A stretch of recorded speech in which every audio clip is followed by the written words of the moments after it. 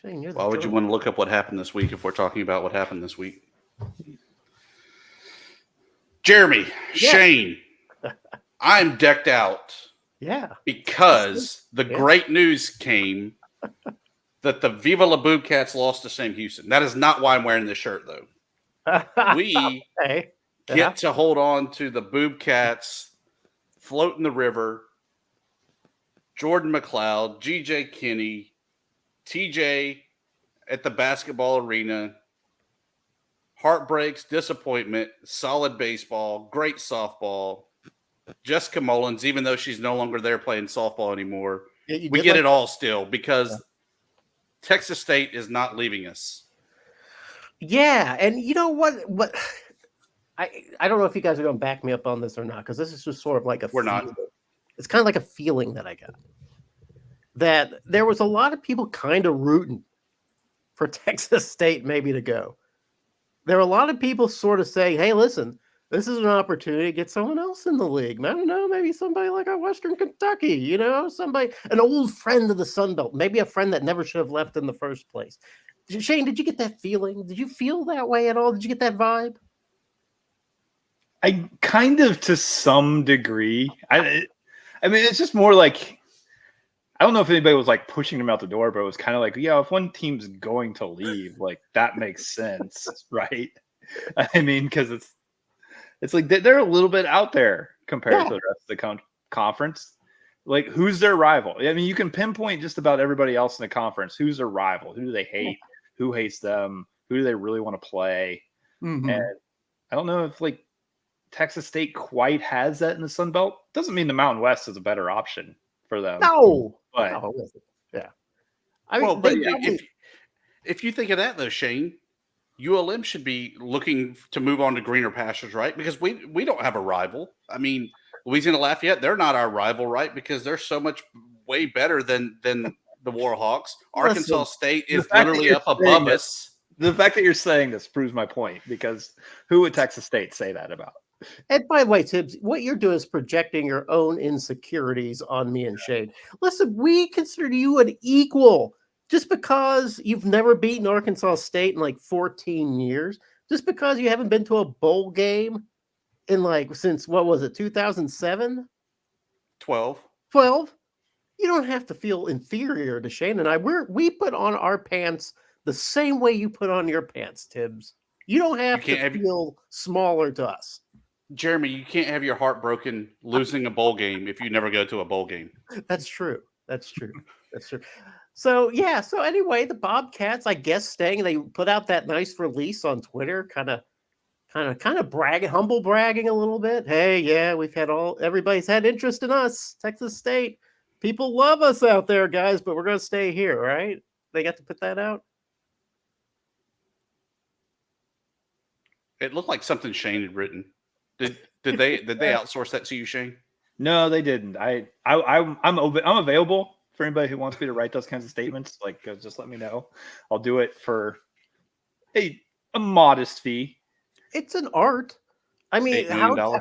How do you put out a statement that one says, yes, hey everybody, hey, it's like if like you're that friend who start maybe hanging out with some other friends that maybe a little bit cooler, and then you come back to the old friend group, you're like, hey, the old guys are here, hey, look what we doing tonight. That's kind of how Texas State is right now. They're kind of like that. They're like, all that implication that we're bailing, that we were liking someone else more than you. Just forget about that. It's all good. It's kind of like when J.D. Vance was like, I don't want to think about the last election. I'm thinking about the next or this election. That's kind of how Texas State is right now. Water is under the bridge. We're just going to move forward. We're going to press forward and press for more national championships, which I thought was pretty cool. And that's why we know we couldn't record on Tuesday night, because Jeremy was obviously watching the debate there. I was.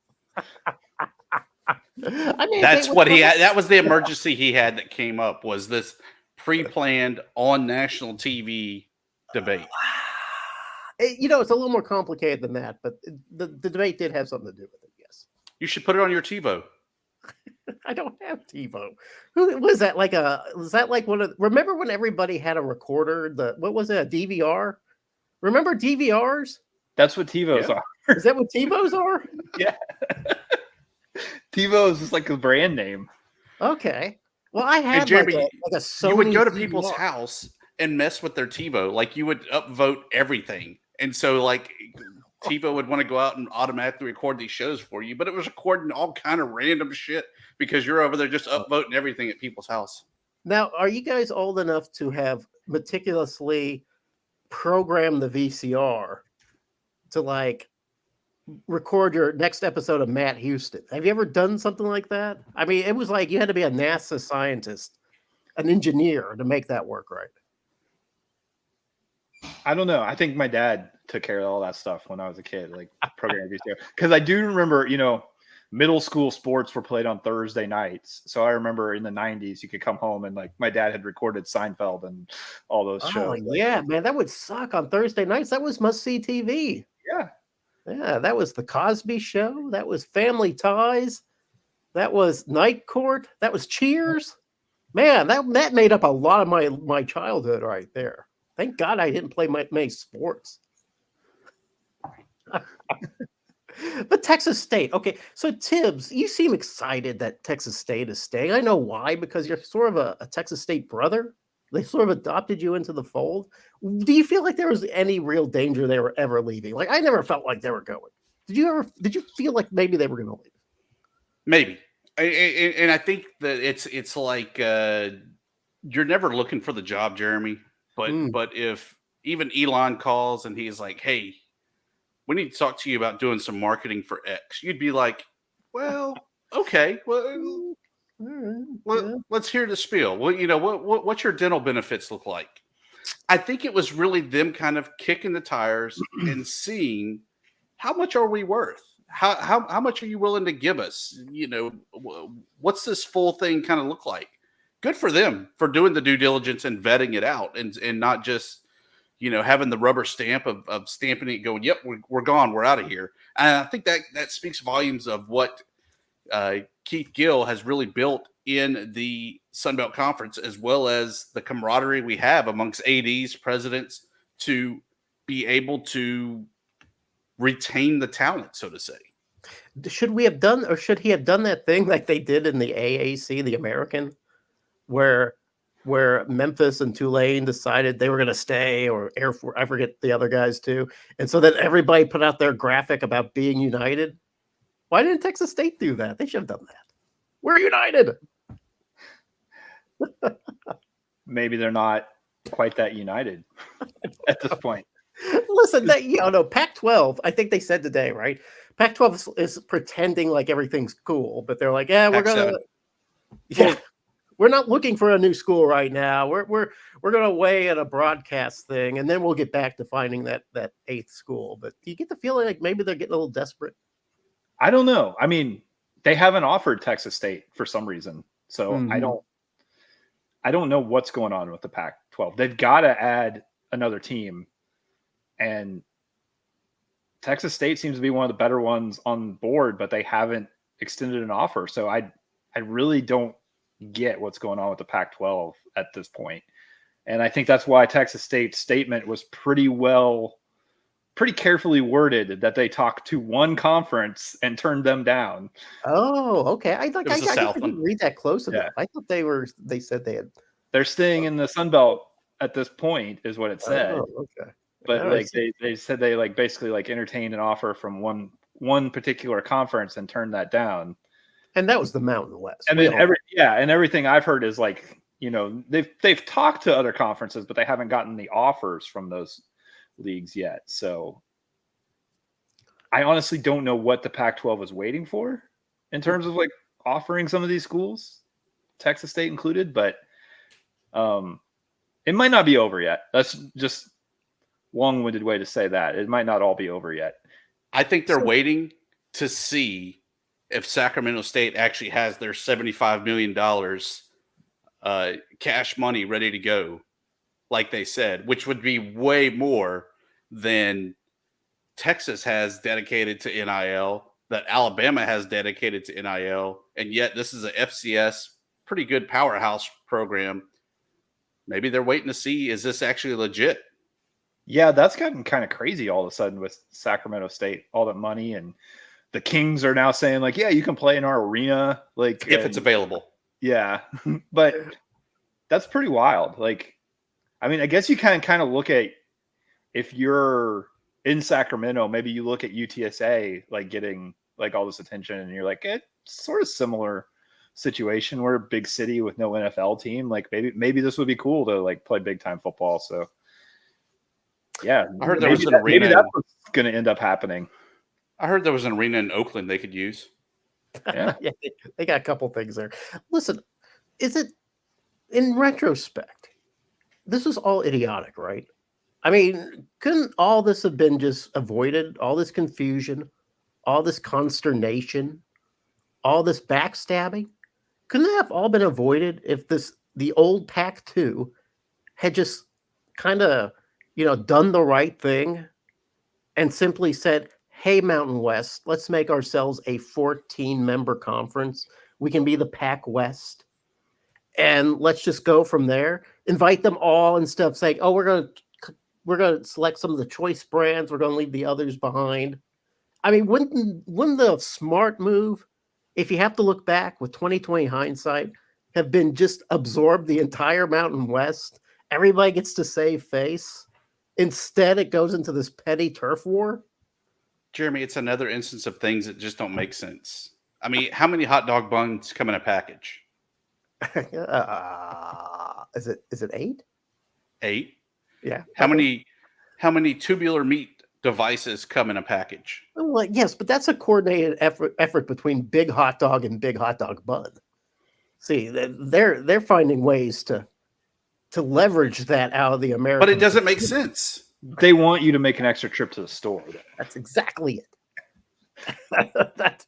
That's what it is. It's Big Hot Dog Bun, screwing the consumer again, and that's kind of what's going on here. I mean, if you gotta look at it, the people that are getting screwed the most are the people that college athletic cares about the least, and that's the fans. They don't care about tugging or heartstrings, about swirling or emotions. They don't care about that.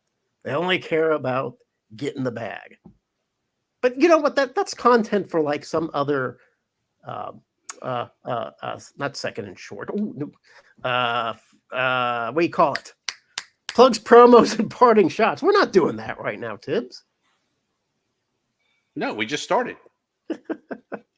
You know what? If we really want to get angry, we should talk about how Texas State really dropped the bag against the Bearcats. You were watching that game, Tibbs, weren't you? Were you not at NRG Stadium for that?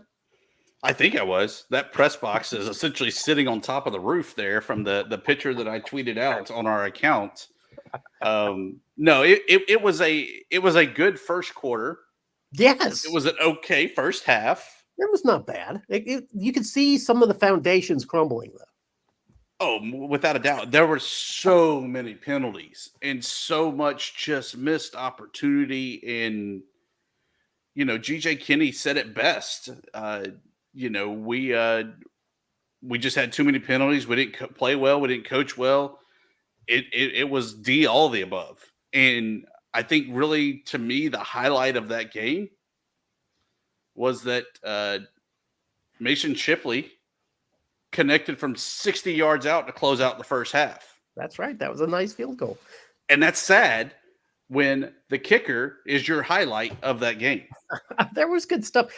First of all, shout out to Sunbelt kickers this week. There were a lot of 50 and 49-yard, 48-yard field goals made by Sunbelt kickers this week. It was pretty impressive to watch.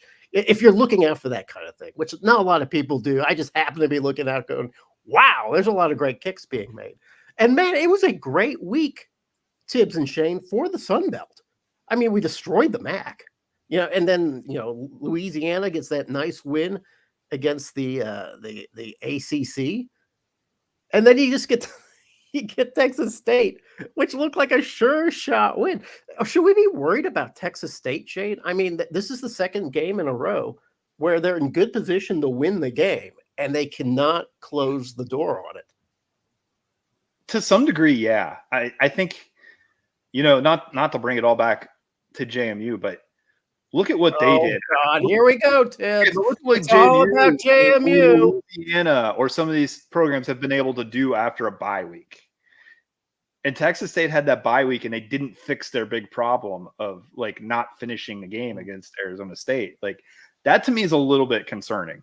If you're Texas State, that like, if it's 2 weeks in a row, that's one thing. But having that bye week in between, that to me, I'm just a little bit perplexed that they didn't, just have that mentality fixed. That hey, this game's not over at halftime. Yeah, and that is a mentality. I hate bringing it back to the Red Wolves, but Butch Jones used to call that learning how to win. Because there's a stretch where A-State would find themselves in the fourth quarter with a lead, and they would lose the lead and lose the game. It was like 4 or 5 games a couple of years ago where that would happen. He would say, we just don't know how to win. And I didn't quite understand that, but I think I understand that now. It is a mentality, Tibbs, to have your team have that sort of wherewithal to say, okay, we've got to close this bag now, because this is when the opposition is going to play their hardest. They're going to try to get us here. We've got to play just as hard as we played in the first quarter. You agree with that, Tibbs? Yeah, I mean, it's kind of like whenever you're on that long losing streak, right? Sometimes the only fix for a long losing streak is to win. And you do whatever you can to actually get that dub going. And I feel like Texas State might have even kind of hit that threshold where they just don't know how to close out the game. They don't know how to finish all the way through. And it's frustrating because that would have been a huge win when they would have beaten Arizona State. It would have been a huge win to keep the Sun Belt atop the G5 standings when they can beat Conference USA's premier team there in Sam Houston.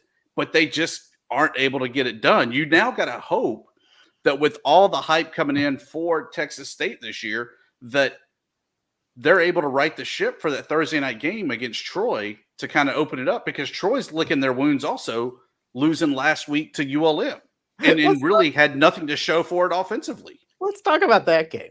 I watched that game, and let me tell you something. That was like one of those games where Troy has the ball. I felt like Troy had the ball a lot. It seems like that. I didn't see the numbers, but it seemed like they had possession a lot. And they have this running back, Green, right, who just plows through people. I mean, Warhawks are just bouncing off this guy. And no touchdowns for the whole game, Tibbs. 1 touchdown for the Warhawks. That seemed to be enough. It was a low-scoring game. It was probably the most exciting low-scoring game since Troy, South Alabama a few Thursday night years ago. I was just mesmerized by this lack of offense game, simply because it just seemed like just a slobber knock between one team that was supposed to suck and another team that was supposed to be good. And it's just not working out for Troy. And it's coming out roses for ULM. Tibbs, what is going on? How is Bryant Vincent getting this done? I don't want to know where he put the rabbit foot, because that's definitely what it seems like.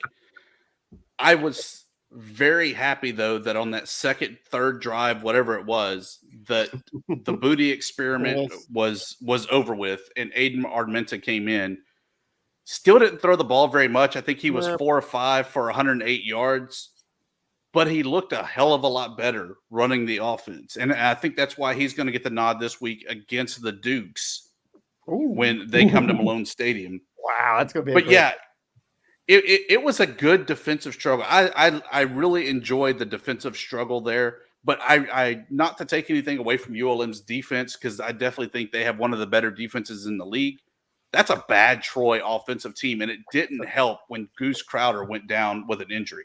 Now, Goose wasn't playing great, but at least he knows the offense, right? Right. And, yeah. And so, yes, it was kind of doomsday for them. But you always kind of thought, well, Troy's going to figure it out, and they never did. Shane, I've got a conspiracy theory, and I want you to back me up on this. Okay. The only reason why General Booty was named starting quarterback for ULM was a promotional thing, sort of a PR gimmick to get people talking about the Warhawks, who were expected, by the way, not to win any games. But now they're 3-1, and you don't need General Booty to create excitement. I'm going to punt that one over to Tibbs because he knows the lay of the land. Like, it does make a little bit of sense, but I think maybe it's also, as much as we all love the name, you got the guy from Oklahoma. You got the guy who has a little bit of experience. I can see maybe why he's the front runner to win that job to start with, but we also kind of maybe see why he never got much of a chance at Oklahoma at this point. It was a missed opportunity that we didn't have billboards, T-shirts of the Warhawks are back. Get your booty in the stands. I mean, there were so many missed opportunities there that I was disappointed in. But no, even coming into this, right, I really liked Aiden Armenta because he was with Vincent at New Mexico. Right. He was at him with Vincent in New Mexico, so he knows the expectations. He knows the offense. He knows exactly what he's trying to get done at ULM. What better guy to run your offense when you have so many different pieces that you have to worry about putting together than a quarterback that you're already familiar with? And I say that more so from Vincent's standpoint, that you have your guy. You've already vetted him. You've already recruited him once, now twice even. But you know what exactly his capabilities are. You know that he's going to know the offense. He's going to put you in the right position to succeed. He should have been the guy straight out of the gate. Tibbs, didn't 10 guys take snaps for the Warhawks on Saturday night? Well, I mean, it was the normal 3. I mean, you had Booty start. You had Armenta in there, and then kind of our Taysom Hill of Will Herring taking snaps. Only 3 guys? Okay. That was it. For some reason, I thought like 5 guys ended up getting snaps. I don't know why I thought that. And I really liked what they've done with Will Herring of kind of throwing him into the mix. You know, he was the quarterback and maybe the heir apparent before the coaching turnover in the offseason.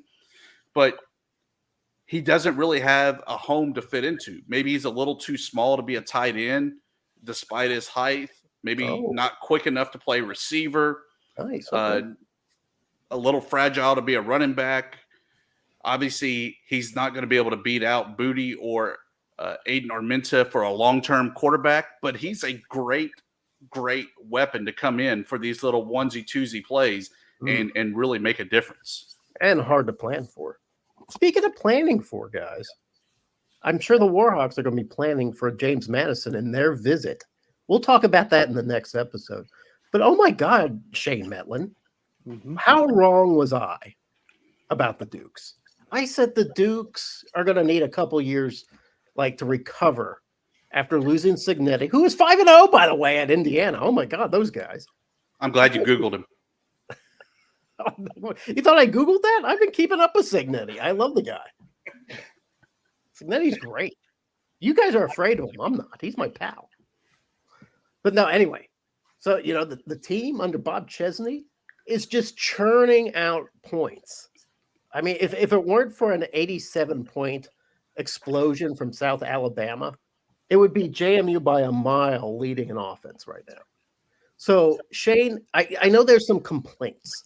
There are some people saying that the schedule has not been very tough for JMU, and that's not JMU's fault. They just go out there and play. But they're winning by margins that maybe that doesn't matter anymore, right? Yeah, and I mean, I think keep in mind they scored 70 points at North Carolina, who has their issues right now, but still has a lot of talent there. So, I mean, the overall strength of schedule is not very good, but they do kind of have their signature win right there. And I don't know, Bob Chesney, Brian Vincent, they're not making it easy on other guys who come in and take over programs when they're like, yeah, we'll just get 60 new players. No big deal. That excuse might not fly for some of these programs anymore when they have the and you can throw GJ Kinney into that too. Instances. Yeah, and that makes guys like, for instance, Butch Jones at Arkansas State, who's in year 4, and he keeps saying, "Oh, it's about the process. You got to wait for these guys to mature. You got to wait for the team to come up." Meanwhile, you see these 3 guys that come in they sprinkle some magic dust, and all of a sudden they're getting some wins. That must be pretty crazy. But yeah, once again, another great performance by Alonzo Bennett, right? Barnett. Barnett. You got the first name right. That's the tough one. Did I get it right though? I kept going. I went through like 3 phases.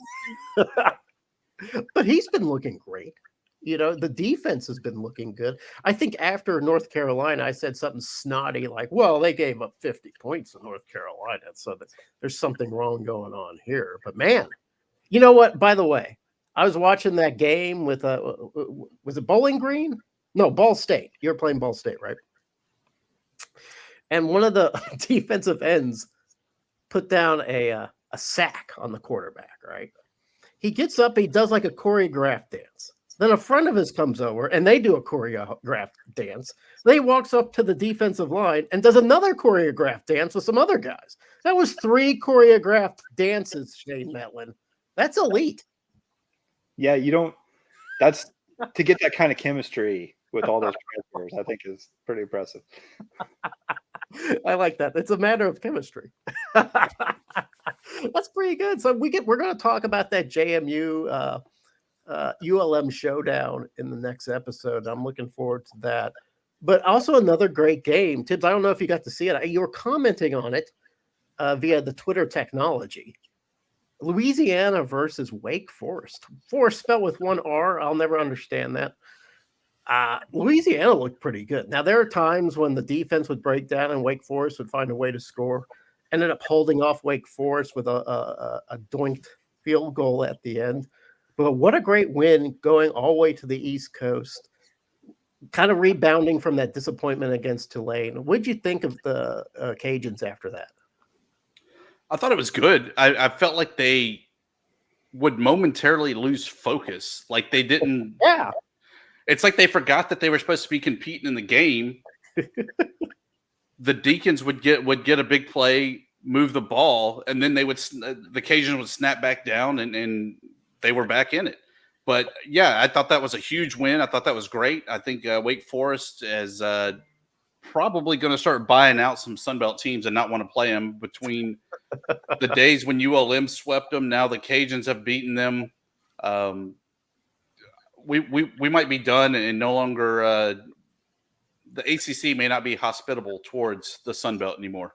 Yeah, you would think that the ACC would learn their lesson and just start scheduling more MAC teams, kind of like what we did. By the way, I made a big mistake, Shane. For some reason, I thought Western Michigan was a Mountain West team. So, like, I kept saying, we got this big win over the Mountain West with the Thundering Herd. But no, they're in the MAC. It'll be in a couple weeks. I know, it could be true. Just give it. Just wait a few days, and maybe my lie will become the truth. But the Herd comes away with a pretty good win against Western Michigan, which was nice. Even South Alabama didn't look horrible against LSU, although it seemed like LSU was just kind of like, we can kind of do what we want against this team. I was kind of hoping that the Jags were going to kind of make a game of it, and they never really did. They had some moments of competence, though. So, overall, aside from the loss to the Bearcats, which I always hate losing to CUSA, guys. It's always a little embarrassing to me to lose to CUSA. But I thought overall a good week. Would you guys agree? Without a doubt. Yeah. I thought it was a great week.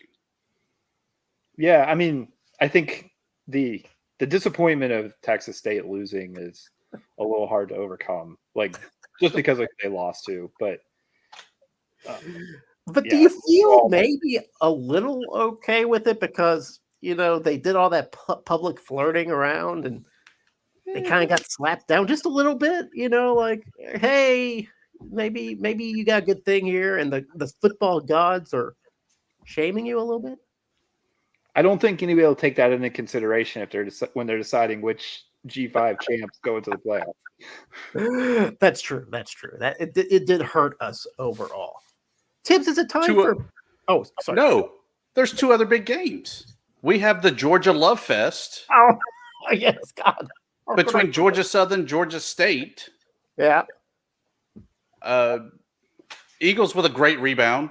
I thought J.C. French once again kind of stepped up. He did have a little bit of fumbleitis, a couple big fumbles there that allowed Georgia State to hang around a little bit longer than they should have. And more importantly than any of the other games that we had this week, the weird team got the big win over Bowling Green. Once again, as you talked about, we dominated the MAC over the weekend. Dominated the MAC. Great for Ricky Ronnie. Yeah, I feel like he needed that kind of relief. I felt like maybe his stomach was churning with a little bit too much gastric acid.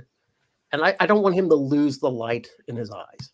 You know, we want him to be the same happy-go-lucky guy as he's always been. And having all those close losses just tears the spirit out of you. I did watch a little bit of both games, actually, but a little bit more of those Georgia versus Georgia teams. And I actually had a bet online bet on that game. I felt like Georgia Southern was going to win that game. And at first, it looked like they were going to win it handedly. Then Georgia State started doing some things in the second half that kind of threatened my friendly wager. And Georgia State, they just seem to be kind of dangerous, guys. I mean, not like they're a team that's going to challenge, because you got to give Del McGee some time. Sadly, you have to give Del McGee some time. You may not have to give Bryant Vincent some time, or Bob Chesney, or G.J. Kinney, but we got to give Coach Dell some time. But I feel like there's going to be some good things with Georgia State. I thought Shane had something enlightening to say. No, I mean, I will say, do we have to give Del McGee some time? He's already got that win over Vandy. Like, you know, I think they're better than maybe we expected. All right. Okay, go ahead. Oh, here's why I think we do got to give him some time. He didn't even get a full spring because of the whole shift of time. This is a classic Butch Jones year zero for Del McGee. This is his year. This is a true year zero for Del McGee. I'm just saying. I think they're maybe ahead of schedule, even with all that stuff considered. Like, you know, to have a Power 5 win at this point, they're competitive. You know, there's good teams in the Sun Belt. Somebody's going to lose when they play each other. I'm not too worried about where Georgia State's heading just because they lost this one. Ooh, and that's why I'm looking forward to this next week, guys. It's nothing but Sun Belt on Sun Belt football, and it's going to be glorious just to see where it finally shakes out. It's going to be great. It's going to be awesome. And, you know, the only teams not playing are these Georgia teams. They get the rest. They need some rest after loving each other that much. All that love. We got to get out of here on some plugged promos and parting shots. Shane, give us your normal spiel of the Daily News Record. Come on, tell us how great the Daily News Record is. I already said on Twitter what my parting shot was going to be. Ooh. Shout out to Old Dominion's Vinny Pasquantino coming back early from his massive injury to lead the Royals to victory, a sweep in Baltimore. He gets, RBI hit in the first inning. They win 2-1.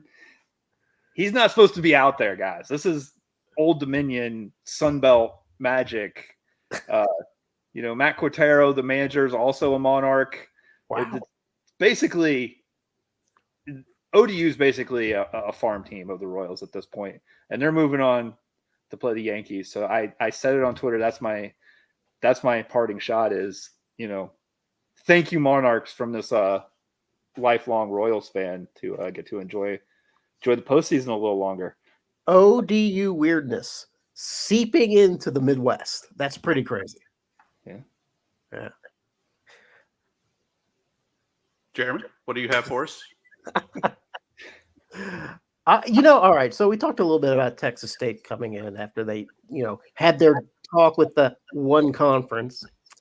And, I think there has been a little bit of needling at the Bobcats' expense. But let me tell you something, not really from my end, because I've worked my ass off, guys, for the last 5 years trying to position Texas State as a bitter rival to Arkansas State. I've called them the Boobcats. When I first talked about FCS mentality, it was with the Bobcats in mind. I always tried to find a way to prod and poke the Bobcats, who had always been affable. They're kind of like affable losers for a long time. Now that they're winning, they're not so affable anymore. They're ready to fight. I think that's great. I would love for Arkansas State and Texas State to become rivals. I would love for that to happen because I've been working for it so hard. So congratulations, Texas State, for at least not going to the Mountain West, for realizing you have a true rival right there in the Delta of Arkansas, Arkansas State. You don't need to leave for some school that'll promise you a Texas-based rival. Your rival's with us. Golf clap. For mine, I'm actually going to do some plugs on the Twitters. We've seen it all out there. Asking for donations to help Georgia Southern, App State, with all of the mess. That is the only way to describe it that has gone on over there in their region with all of the remnants of the hurricane that went through there. They're all over the Twitters. They're on our Twitters. Please, if you can, hit the QR code, drop them some coin because they're going to need all the love, the dollars, and everything else they need to rebuild that. I know a company that I work for. We had upwards of 7 inches of mud in the facility we had, and had to pump out over 15,000 gallons of water, and that's just one place. That's pretty gross. So Shane, I hope you feel, I don't know, a little ashamed. All your plugs about your little newspaper that doesn't really matter when Tibbs comes out with a plug from the heart. Thank you, Tibbs, for showing Shane the way. I agree.